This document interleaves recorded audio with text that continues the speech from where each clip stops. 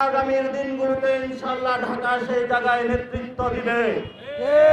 আমরা প্রতিনিয়ত জনগণের সংগ্রামের মধ্য দিয়ে একটি কাঙ্ক্ষিত এবং লক্ষ্যে পৌঁছার জন্য যাত্রা করছিলাম। ঠিক সেই সময়ে হিন্দুত্ববাদী যে সংগঠনগুলো রয়েছে তারা দিল্লির মসনদ দখল করে দক্ষিণ এশিয়ার সম্প্রীতি এবং শান্তি প্রতিনিয়ত বিনষ্ট করে চলছে। গতকালকে আমাদের প্রতিবেশী আগরতলা উপহাই কমিশনে দিবালোকে হিন্দুত্ববাদী যে সংগঠনগুলো বাংলাদেশের সার্বভৌমত্বের উপর আঘাত করেছে তা সুস্পষ্ট ভিয়েনা চুক্তির লঙ্ঘন। আমরা যারা ইন্টারন্যাশনাল কমিউনিটি রয়েছেন, বিশ্বে যারা শান্তিপ্রিয় মানুষ রয়েছেন, আমরা তাদের প্রতি উদাত্ত আহ্বান জানাচ্ছি।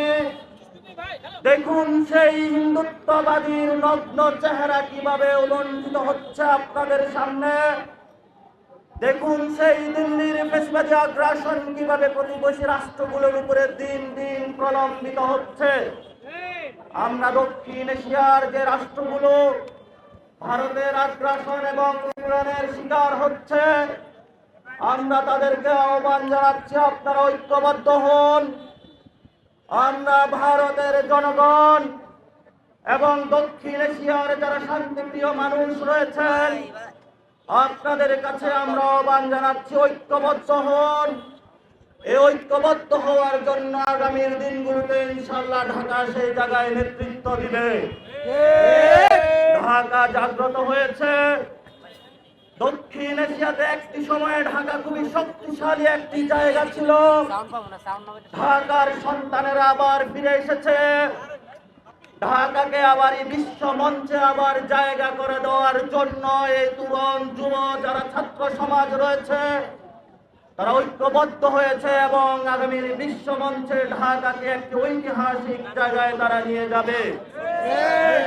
এই ক্ষেত্রে হিন্দুত্ববাদী সংগঠন ফেসিবাদী যারা সেই দিল্লির এক্সটেনশন বাংলাদেশে বিরাজমান থেকে গত 15 বছরে গুম খুন এবং নির্যাতন চালিয়ে মানুষকে দমিয়ে রাখার চেষ্টা করেছে, আমরা তাদেরকে বিদায় করেছি এবং আগামীতে দক্ষিণ এশিয়ার যারা শান্তিপ্রিয় মানুষ রয়েছে সকল মানুষকে ঐক্যবদ্ধ করে দিল্লির সেই হিন্দুত্ববাদীর যে মসনদ রয়েছে সেটি আমরা ভেঙে চুরমার করে দিব।